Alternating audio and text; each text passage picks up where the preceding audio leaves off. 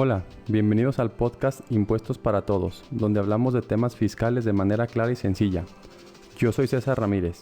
Comenzamos. Hola a todos estrategas, ¿cómo están? Sean todos bienvenidos a un nuevo capítulo del podcast.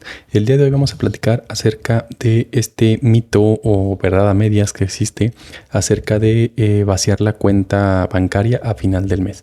Me ha tocado ver, algunos empresarios se han acercado en relación con que el contador les comenta que si no quieren pagar impuestos tienen que dejar su cuenta bancaria en ceros, lo cual pues conlleva unas ciertas problemáticas porque los primeros días del mes pues luego no tienen dinero para estar pagando pues, esos primeros gastos que se tienen que hacer, ¿no? ¿Por qué? Porque están sacando el dinero al fin de mes y luego al inicio pues no tienes una cobranza inmediata, entonces pues te quedas sin ese flujo. Y además, pues que para efectos de sacar este dinero estás generando gastos o pagos innecesarios. Entonces vamos a hacer una explicación, espero que sea lo más clara posible, para entender de qué se trata esto y ver cómo en todo caso se puede evitar, ¿no? Para no tener que estar haciendo este tipo de cosas. Primero, es importante recordar, que ya lo he comentado yo en varias ocasiones, que lo principal o lo primordial que tenemos que revisar en un negocio no es la parte fiscal, primero es la parte financiera. Primero tiene que ser negocio, pues para que pueda sobrevivir, y ya posteriormente vamos a ver el tema de los impuestos, pero jamás debemos de tomar decisiones con base en los impuestos. Eso es incorrecto. Entonces tenemos que analizar primeramente que nada, pues ver cómo andamos con nuestra cobranza, con nuestros pagos con proveedores, con nuestros créditos. Hay que analizar primero, digamos, la salud financiera de la empresa, ¿no?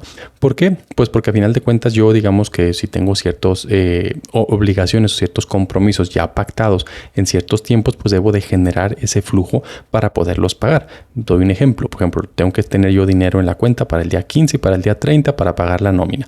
No sé, el día 5 me toca pagar la renta. El día 12 me toca pagar un crédito. El día 17 tengo que pagar los impuestos y el seguro social. O sea, tengo que tener yo esos ciertos hitos de pagos que voy a tener que estar haciendo. Entonces, pues yo debo estar organizando mis finanzas o las finanzas de mi empresa, pues, para poder estar cumpliendo con esos pagos. Sin embargo, luego nos metemos nosotros como contadores, ¿verdad? Con esos malos consejos de no es que debe de gastarse todo lo que hay en la cuenta. Entonces, tú llevas una cierta organización y de repente tienes que estar haciendo compras que no tenías pensadas, o estás pagando de más, o estás haciendo gastos o pagos adelantados que no tienen ninguna razón de ser. Entonces vamos a explicar pues de qué se trata o cómo es que funciona esto, ¿no? Ahora sí, ya metiéndome en tema, recordemos que básicamente hay dos impuestos federales que son los más importantes: el ISR, impuesto sobre la renta, y el IVA, ¿no? Estos se pagan desde Tijuana hasta Cancún. En todo el país se pagan esos impuestos. Ahora, el ISR, este impuesto, existen diferentes regímenes para efecto de pagar este impuesto, y cada régimen tiene una manera de calcularlo diferente. Entonces, tenemos por un lado a la persona física con actividad empresarial y la persona moral reciclo, que pudiéramos decir que estos dos regímenes tienen un cálculo muy similar. ¿Qué características tienen estos dos regímenes? Que bueno, ellos van a calcular este ISR de manera, perdón, me pongo un poquito, hago una pausa un poquito. El ISR es un impuesto anual. El ISR se genera del 1 de enero al 31 de diciembre, y con base en esa información de enero a diciembre es como se va a pagar el impuesto. Sin embargo, recordemos que tenemos que hacer pagos provisionales que, como su nombre lo indica, son pagos a cuenta del impuesto anual. Es decir, son provisiones que yo voy haciendo al SAT, le voy pagando de a poquito para después hacerle ya un pago anual, o incluso ya hasta acabé de pagar el impuesto, ¿no? Entonces, bueno, ahora sí, regresando, la persona física con actividad empresarial y la persona moral reciclo van a calcular sus impuestos con base en los ingresos que sean efectivamente cobrados. ¿Qué significa eso? Que efectivamente ya los tenga yo en mi mano. O sea, no me sirve, más bien no es un ingreso si yo emití una factura y no me la han pagado. Eso para mí no es un ingreso, sino que hasta que me pagan esa factura es un ingreso, o si me la pagan parcialmente también. Y los gastos son gastos pagados también. Y a mí no me sirve de nada que un proveedor me dé una factura si yo no se la he pagado. Si yo no le pago, no existe ningún efecto fiscal. Entonces, obviamente estoy muy a grande rasgo, ¿verdad? Estos dos regímenes van a calcular cada mes durante los 12 meses del año cuánto tuvieron de ingresos que cobraron, cuánto tuvieron de gastos que pagaron, y sobre esa diferencia se va a hacer el cálculo del impuesto. La persona moral va a pagar un 30% y la persona física va a pagar con base en un tarifario, ¿no? Que va desde el 1 hasta el 35%, dependiendo el nivel de ingresos. Entonces, de manera general, estos dos regímenes funcionan muy similar, o sea, prácticamente digamos que es muy, muy similar cómo van a estar funcionando. Luego, tenemos a otro régimen que se llama la persona moral régimen general. Esa persona moral régimen general, él va a calcular su impuesto provisional de manera diferente. Él cada mes va a estar tomando en cuenta los ingresos facturados. Aquí sí no importa si los cobré o no los cobré. Son ingresos que yo emití la factura, ahí sí ya lo considero como un ingreso. Pero en el tema de gastos, yo no lo voy a estar metiendo, voy a estar declarando mis gastos cada mes. Para las personas morales existe un dato que se llama un coeficiente de utilidad, que ese dato lo obtengo de mi declaración anual del año pasado. Y básicamente es que en la declaración me dice el SAT, oye, ¿cuánto es tu margen ya neto de ganancia? O sea, ¿cuánto le ganas tú a tus productos o tus servicios, ¿no? Entonces se divide el resultado que tuve yo, digamos la ganancia, entre los ingresos para ver cuánto fue mi margen de ganancia aproximadamente, ¿no? Entonces pensemos que una empresa que dice que ganó el año pasado un 10%, para efectos fiscales le dice la ley, ok, entonces este siguiente año, como tú más o menos le ganas un 10% a tus productos, este año durante todos los meses tú me vas a tomar en cuenta lo que facturaste, eso lo multiplicamos por el 10%, que es en teoría tu margen de ganancia, y sobre eso, que es tu utilidad, digamos, pues estimada, sobre eso me vas a pagar el 30%. Entonces las personas morales del régimen general, independientemente cobren o no cobren, tengan o no tengan gastos, van a pagar el ISR con base en lo facturado y con base en su coeficiente. Entonces a ellos no les interesaría mucho sus gastos de momento. A final de cuentas, como acabo de comentar, el ISR es un impuesto anual. Entonces el ISR se va a calcular de enero a diciembre, con los ingresos de enero a diciembre y los gastos de enero a diciembre también. Pero se van a declarar ya hasta la declaración anual, que es los siguientes 3 meses, ¿no? Enero, febrero y marzo del año siguiente. Entonces la persona moral régimen general calcula su impuesto de esa manera. Luego tenemos a la persona física reciclo. La persona física reciclo, recordemos que son aquellos comercios que son personas físicas, que son negocios chiquitos y ingresos de hasta 3.5 millones de pesos al año. Y ellos van a calcular su impuesto con base también en ingresos cobrados, pero ellos no tienen gastos como tal. O sea, pueden tener gastos en su negocio, pero para efectos fiscales no tienen gastos porque les van a cobrar a ellos con base en sus ingresos. Es decir, cuánto cobraste es sobre ventas cobradas, al igual que los primeros 2 regímenes que platicábamos, sobre ventas cobradas, y te voy a cobrar del 1 al 2.5%. Entonces también aquí pues realmente el tema de los gastos pues no es tan importante, ¿no? Porque a final de cuentas tenga o no tenga gastos voy a pagar exactamente el mismo impuesto. Entonces pudiéramos decir pues que el ISR, como acaban de ver, se calcula de manera diferente en cada régimen. Ahora, en el caso del IVA, el IVA es igual para todos. El IVA se calcula exactamente igual para estos regímenes que acabamos de comentar, se calcula exactamente igual. IVA cobrado menos IVA pagado, IVA por pagar, no hay más. Y ya también lo he dicho muchísimas veces, el IVA no es tuyo, el IVA es un impuesto que tú le cobras a tu cliente y que cuando tu cliente te lo da, tú se lo entregas al SAT. Puede ser que en el Inter, antes de entregárselo al SAT, porque digamos que nosotros nos convertimos en cobradores de ese IVA durante un mes y yo se lo debo entregar al SAT al día 17 del mes siguiente.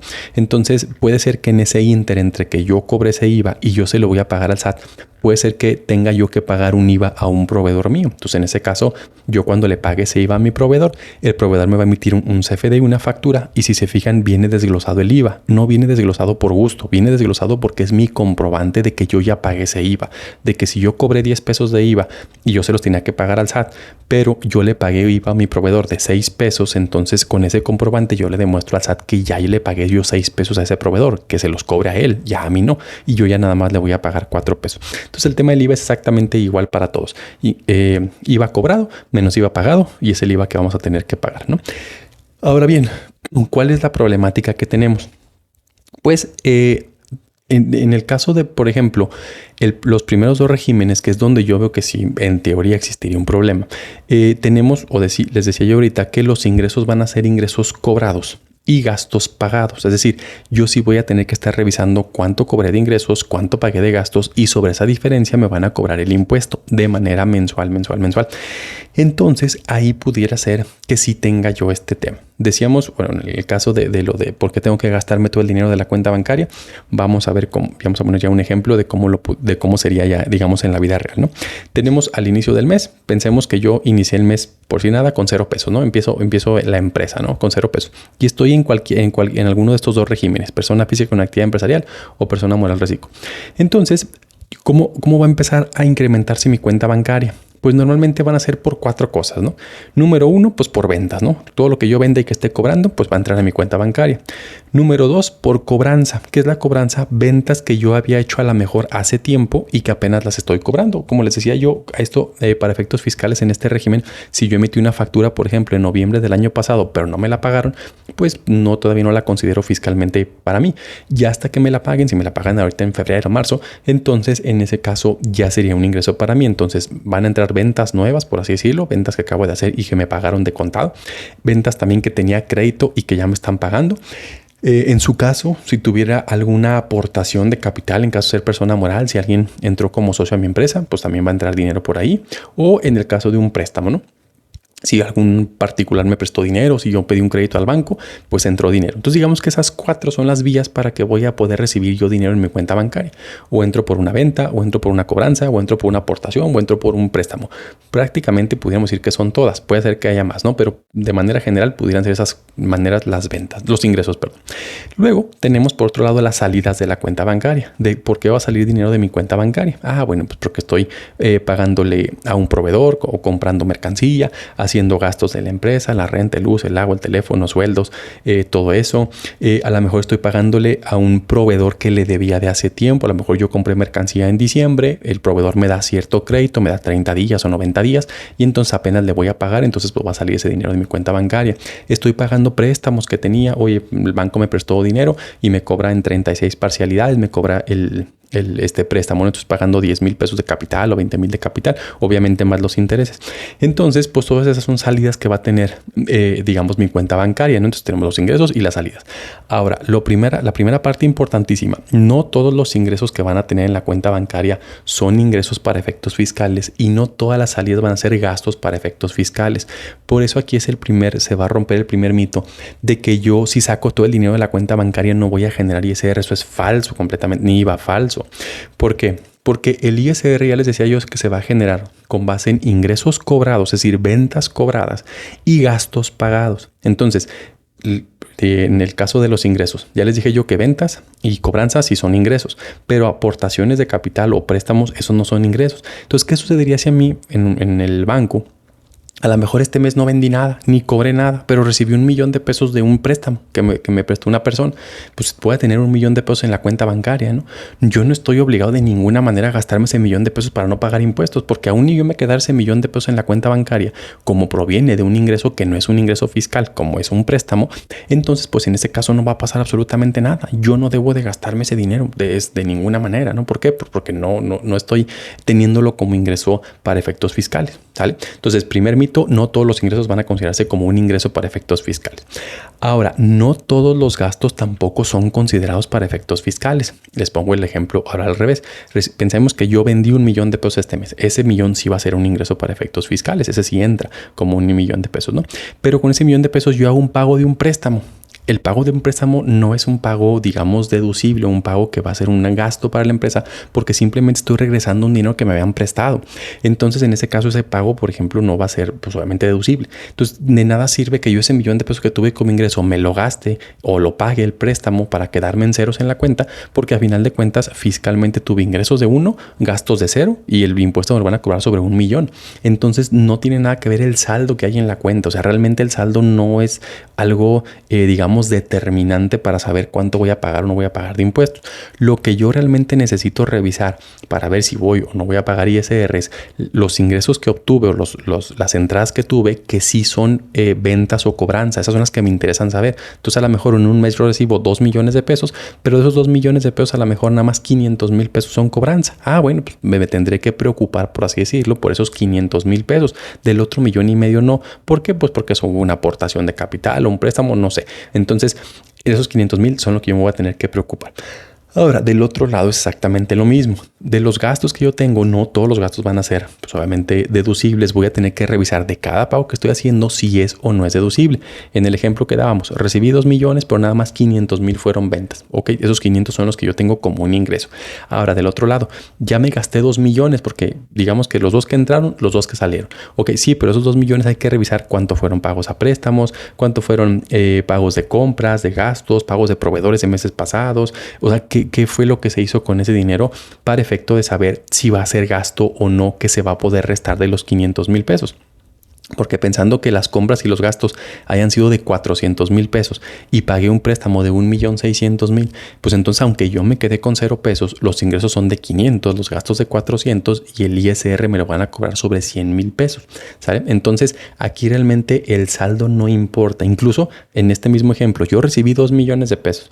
500,000 nada más son para efectos fiscales ingresos. Y de los 2 millones que tenía yo en la cuenta bancaria, yo pagué, pensemos, 500,000 pesos de compras, por decir, por irme al lo que tenía, ¿no? Entonces me quedé con la cuenta bancaria con 1,5 millones de pesos. ¿Voy a pagar impuestos por 1,5 millones de pesos? No. ¿Por qué? Porque mis ingresos fueron de 500, mis gastos de 500, por lo tanto a lo mejor ahí tengo un 0 de utilidad y por lo tanto en ese momento no pagaría ningún impuesto. O pensemos que los gastos fueron de 400,000 pesos y me quedé con 1,600,000 en la cuenta. ¿Voy a pagar sobre 1,600,000? No. ¿Sobre cuánto pagaría? Únicamente sobre 100,000 pesos, que fue la ganancia. 500 menos 400, sobre esos 100,000 pesos voy a pagar. Entonces realmente el estado de cuenta bancario no tiene nada que ver. Y en este mismo ejemplo que yo les digo, oye, pues me gasté, recibí 2 millones, 500 nada más son para efectos fiscales, gasté nada más 400,000 pesos, me quedó 1,600,000 pesos en la cuenta bancaria. Entonces, para el mes siguiente, yo no estoy otra vez obligado a gastarme ese 1,600,000, porque para empezar mi saldo inicial del mes siguiente es 1,600,000. Entonces yo de ahí parto. Entonces si en el mes siguiente, por ejemplo, yo nada más cobré 200,000 pesos, entonces el mes siguiente yo a lo mejor voy a tener ingresos, digo, de 200,000 pesos, voy a tener en la cuenta bancaria 1,800,000. Oye, ¿voy a pagar impuestos sobre 1,800,000? No. ¿Sobre cuánto voy a pagar? Sobre 200, suponiendo que no me gasté nada, nada más sobre 200,000 pesos, que fue la ganancia, porque fueron mis ingresos 200, gastos nada, utilidad de 0. O puede ser que a lo mejor ese siguiente mes yo tuve ingresos 200, pero a lo mejor me gasté 500 que traía porque yo pues tengo dinero en la cuenta, así los pude comprar, o así pude comprar una mercancía que necesitaba y gasté 500,000. Entonces en ese siguiente mes me voy a quedar con ingresos de 200, gastos de 500, y entonces ese mes yo tendré una pérdida y obviamente pues no pagaría un ISR cuando tengo pérdida, ¿verdad? Entonces, pero el saldo de la cuenta que me va a quedar, decíamos que tenemos 1,600 más 200, 1,800 menos 500, me voy a quedar con un saldo de 1,300,000, pero no voy a pagar impuesto sobre nada porque en ese mes tuve pérdida, ¿no? Entonces quiero que pues vayamos entendiendo cómo funciona esto y que veamos que realmente no, o sea, el saldo como tal no tiene nada que ver. Ahora, ¿cuál es la otra cuestión que pensamos? Yo recibo el ingreso que estábamos diciendo, recibo el ingreso como persona física de una entidad empresarial o persona moral reciclo, recibo el ingreso de los 300,000 pesos que decíamos. Ahora, esos 300,000 pesos van a ser un ingreso y yo debo de, en su caso, si tengo gastos, los puedo enfrentar contra los gastos y sobre la ganancia yo voy a pagar un impuesto. Pero ¿qué sucede si no tengo gastos? Pues que si no tengo gastos quiere decir que mi negocio es un negocio pues muy rentable y que si mi ganancia realmente es de 300,000 pesos, pues en teoría lo justo, y así como viene la ley, vas a pagar el impuesto sobre tu ganancia. O sea, eso es lo que marca la ley, ¿no? Que se pague el impuesto sobre la ganancia. Entonces, pues aquí sí, si realmente yo cobré 300,000 pesos en un mes y en el mes siguiente, pues mis gastos reales son de 100,000 pesos, pues gasto mis 100 y de los 200 voy a pagar el impuesto, que es lo que me corresponde pagar. O sea, esa es la parte importante. Ahora, ¿qué es lo que muchas empresas hacen? Oye, tengo 300,000, me gasté 100,000 nada más, me quedan 200,000. ¿En qué gasto? ¿Qué más puedo gastar? Pues creo que ese no es el enfoque correcto, porque las empresas no deben de comenzar el día pensando cómo gasto más. Al contrario, cómo vendo más y cómo gasto menos, ¿no? A final de cuentas, oye, voy a tener que pagar un impuesto. Pues sí, pero esos 200,000 pesos son tuyos. O sea, eso ya puede ser lo que tú quieras. Entonces no tienes que estártelos gastando en cosas que no requieres. O lo que hacen muchas empresas, pues compra más mercancía. Con esos 200,000 pesos hay que comprar más mercancía. ¿Qué puede suceder ahí? Bueno, que primero tengo que saber cómo ando yo en mi indicador financiero que se llama rotación de inventarios. ¿Qué tanto roto el inventario? ¿Realmente soy eficiente rotando el inventario o tengo atorado miles de pesos ahí en el inventario que al contrario está perdiendo valor? Ese inventario se puede perder, se puede quemar, se puede echar a perder, hacerse obsoleto. O sea, hay muchas cosas que pueden pasar con el inventario y que yo estoy lléneme de inventario, nada más con efectos de, según yo, no pagar impuestos. Pues, o sea, sí, ciertamente en lo que estamos viendo ahorita, sí, digamos que el impuesto se va a diferir porque no lo voy a pagar ahorita. Sin embargo, pues yo tengo que analizar primero financieramente si me hace sentido estar comprando mercancía. Ahora, cuando tengo mercancía, porque hay negocios que no tienen mercancía, entonces, pues, ¿qué vamos a hacer? Pues técnicamente nada. ¿Por qué? Porque si yo ya generé, les digo, la ganancia, en ese caso, pues se va a pagar el impuesto sobre esa ganancia, que es lo, digamos, lo normal o lo que pasa en cualquier empresa, cualquier negocio, ¿no? Ahora, ¿qué sucede? Porque hay veces que es una ganancia, pero digamos que es una ganancia ficticia y ahí pudiera ser que sí exista algo que es importante de analizar. Decíamos, tenemos los ingresos de 300,000 pesos y los gastos de 100. Pero resulta que esos 300,000 pesos fueron un anticipo que me dieron. Pensemos que yo me dedico a hacer cocinas, ¿no? Entonces, a mí el cliente me da un anticipo y yo debo de trabajar. Sin embargo, pues la cocina no se hace en un mes, se hace a lo mejor en 3, 4 meses porque tengo que pedir cosas de importación y tengo que pagar a los instaladores, pero hasta el segundo, tercer mes. O sea, esos 300,000 pesos que me dan anticipo, digamos que no se gastan de inmediato. A lo mejor sí me los voy a gastar todos, pero no me los voy a gastar ese mismo mes. Entonces, ¿qué sucede en esos casos? Bueno, en esos casos sí puede suceder que yo traiga un ingreso de 300,000 pesos. El gasto sí vaya a tener un gasto de 300, pero no ahorita. ¿Por qué? Pues porque todavía no tengo que pagar a los instaladores, porque a lo mejor la pieza no ha llegado y no la puedo pagar. O sea, hay muchas razones por las que no puedo pagar. Entonces, ¿qué va a suceder con el efecto fiscal? Pues que efectivamente voy a tener ingresos de 300, gastos de 0 y un impuesto sobre 300,000 pesos que no es mi ganancia. O sea, bueno, fuera mi ganancia, ¿verdad? Pero no, ahí no es mi ganancia. Realmente yo voy a estar pagando un impuesto de un ingreso que no es una ganancia real. ¿Qué va a suceder ahí? Bueno, pues que efectivamente pagaré en ese momento el impuesto sobre 300,000 pesos, pero otra vez recordando, les decía que el ISR es un impuesto anual.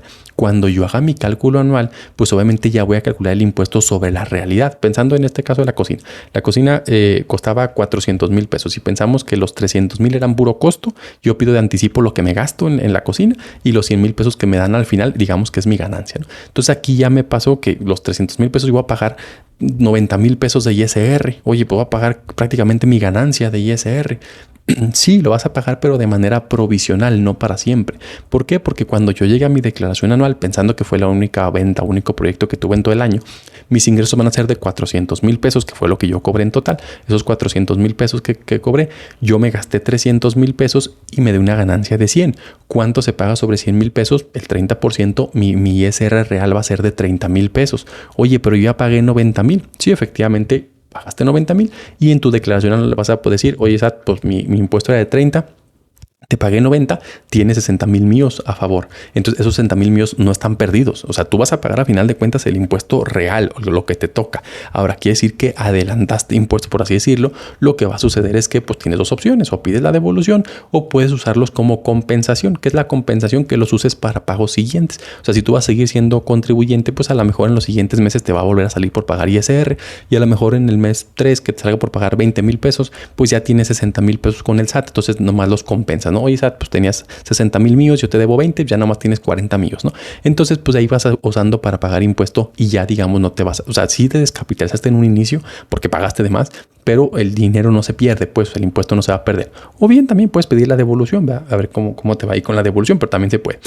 Ahora, ¿qué sucedería o qué les diría yo a estos tipos de negocios? Pues entonces estás en el régimen incorrecto. O sea, por eso yo siempre les digo, hay que analizar el régimen. No es nada más dónde pago menos o dónde me puso el contador. No, hay que hacer un análisis realmente concienzudo, un análisis realmente del modelo de negocios que tengo. Porque, por ejemplo, en este caso, en este tipo de negocios, pues a lo mejor no es lo correcto o no es el régimen que más te convendría el estar en actividad empresarial o en persona moral reciclo, pues porque eso va a estar pasando. O sea, si tú cobras al inicio, digamos, ese anticipo y luego no puedes comprar todo lo que vas a gastar y hasta el final cobras tu ganancia, va a estar pasando lo mismo de manera recurrente. O sea, va a ser un problema que vas a tener siempre. Entonces, pues más bien estás mal en el régimen. O sea, estás ubicado en un régimen que con base en tu modelo de negocio, pues no te sirve. Entonces, ¿qué pudiera hacer? Por ejemplo, pues si estuvieras en un régimen general, decíamos que el régimen general va a pagar con un coeficiente que ya se supone que es una utilidad estimada. Es decir, si decíamos que ganabas 100,000 pesos, en teoría en este régimen tú pagarías el impuesto únicamente sobre 300,000. Entonces, aquí, por ejemplo, haciendo el caso, si yo fuera régimen general, yo recibo los 300,000 pesos de anticipo. Efectivamente, eso es un ingreso para mí, pero yo no voy a pagar el 30% de esos 300,000 pesos, porque en régimen general ni siquiera me cuentan los gastos cada mes, me los cuentan hasta el anual. Entonces, yo en ese mes que reciba los 300, yo voy a multiplicarlos por mi coeficiente, pensando que es el 10%, por el 10% me da una utilidad de 30,000 pesos, sobre esa pago el 30%, serían un ISR de 9,000 pesos. Nada que ver esos 9,000 pesos contra los 90,000 pesos que pagué en el otro lado. Entonces, esos 9,000 pesos que yo pagué, suponiendo que fueran mi único gasto, mi única operación en el año, ya cuando haga mi declaración anual, oye, pues ¿cuánto es tu utilidad? 100,000 pesos. ¿Cuánto vas a pagar de ISR? 30,000. Ya me diste 9, pues ahora me debes 21, ¿va? Yo le quedo a deber al SAT esos 21 y se los pago en la anual. En el otro régimen yo pagué de más y el SAT me queda a deber. Pues aquí la idea sería de ver dónde quiero tener mi dinero, tenerlo yo, que lo tenga el SAT guardado, ¿verdad? Pero a final de cuentas, o sea, la parte quiero que entendamos, no se va a perder el dinero, simplemente pues lo tiene el SAT en sus manos y ya yo tengo que ver cómo lo voy a recuperar, pero el dinero no se pierde, pues, o sea, no quiere decir que pagué en exceso, sí pagué en exceso en un momento, pero luego se recupera, ¿no? Entonces, bueno, hay que analizar, por eso les digo, hay que analizar en ese caso, ver, entonces si estoy viendo que eso me está afectando, pues hay que ver otros regímenes, a ver dónde me puede convenir estar tributando mejor, ¿no? Ahora, ¿qué otra cosa también se hace cuando traemos este tema? Por ejemplo, en ese caso que decíamos de la persona moral que recibe los 300,000 y de repente pues ya no saben qué gastar. De repente también nuestros proveedores nos dan créditos a 90 días, a 60, 90 días. Y obviamente casi siempre nos dan sin intereses. O sea, normalmente el crédito con proveedores es sin intereses. Hay veces también que el proveedor dice, ok, te doy un crédito de 90 días, pero si me pagas en 30, te doy un descuento de tanto por ciento. O sea, a lo mejor ese descuento sí me conviene. Pero muchas veces dice, no, pues no te doy descuento. Te doy 90 días. Si me pagas ahorita, me pagas en 90 días. Es el mismo precio. Entonces, ¿qué sucede con este tipo de empresas? Bueno, que a lo mejor yo tengo un crédito a un proveedor que le voy a pagar en 90 días y que me pasa esto, que recibo los 300,000 pesos ahorita. Digo, pues le voy a pagar al proveedor de una vez. Y aunque le tenga que pagar dentro de 84 días, ya le pago de una vez. Pues otra vez estamos anteponiendo lo fiscal con lo financiero. ¿Por qué? Pues porque financieramente yo tener un proveedor de 90 días pues es un garbanzo de libra, porque literalmente me está financiando y puedo trabajar yo con su dinero durante 90 días, ¿no? Entonces pues yo lo estoy, digamos, desperdiciando, pero sin ningún beneficio. A lo mejor si me dijera, oye, me pagas anticipado, te doy un descuento. Bueno, pues a lo mejor ahí sí me conviene hacer ese pago anticipado y que tenga ese descuento. Pero si no existe ningún beneficio, yo estar pagando proveedores nada más para efecto de, en teoría, no pagar impuesto, pues habrá que ver qué tanto me beneficia o no ese dinero que ya le pagué al proveedor y que yo pudiera haber utilizado durante 90 días en mi negocio, ¿no? Habría que ver qué tanta vuelta le podría yo haber dado ese dinero para ver si me conveniese haberle pagado o no. Porque otra vez, aquí la importante es analizar todos los indicadores financieros, analizar rentabilidad por activo, rentabilidad sobre el capital, es decir, cuánto realmente gana mi negocio. Recuerden que las empresas son maquinitas de hacer dinero y tienen ciertos indicadores o ciertos medidores. Entonces, esos medidores son los que tengo que estar yo evaluando para poder tomar decisiones y no tomar decisiones nada más ahí a la ligera el día 29 o el día 30.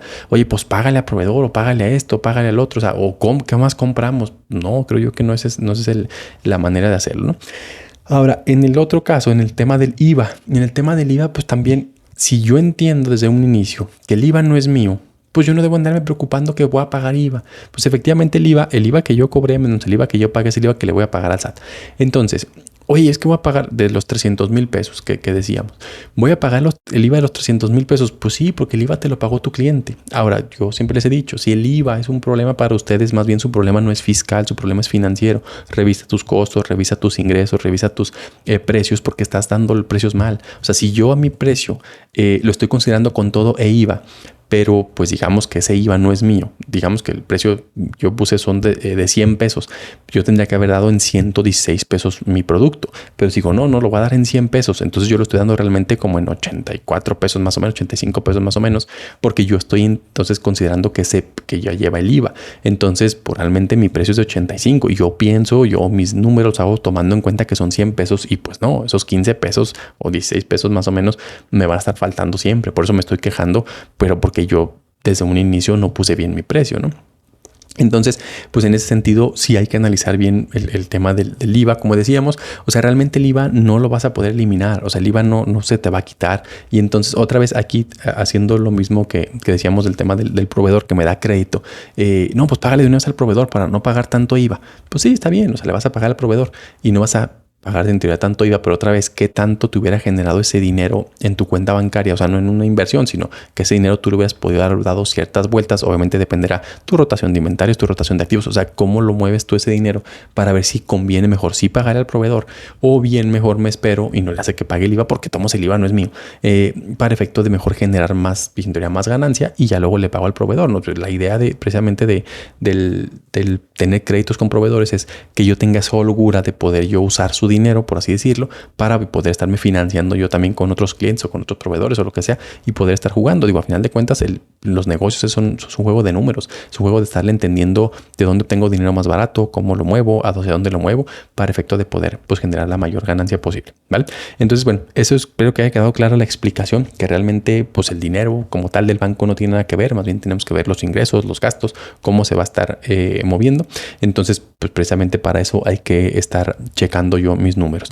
Y perdón, nada más por último, no lo vi, pero creo que es lo mismo. En el reciclo persona física, pues realmente el ingreso que yo obtengo, pues sobre ese voy a pagar el impuesto. Entonces, independientemente pague o no pague, compre o no compre, pues va a ser el mismo impuesto. Entonces, yo creo que un reciclo también, si al reciclo le dan esa facilidad de los 90 días del proveedor y él paga anticipadamente para no pagar el IVA, pues otra vez creo que no estamos entendiéndole muy bien a esto, porque pues el IVA lo voy a pagar. Entonces, preferible quedarme con ese dinero, yo moverlo. Insisto, habrá que ver si tengo o no tengo. Si no tengo ya más proyectos en que moverlo, lo que sea, pues lo pago, ¿verdad? Está bien. Pero si mi negocio sí me requiere más capital, pues entonces pues lo puedo usar para otras cosas, ¿no? Entonces, bueno, eso es el tema por hoy. Espero haya quedado claro. Si no, pues con mucho gusto, mándenme sus dudas, preguntas por redes sociales y por ahí las vamos contestando, ¿vale? Entonces, es todo de mi parte. Que pasen todos muy buenas tardes.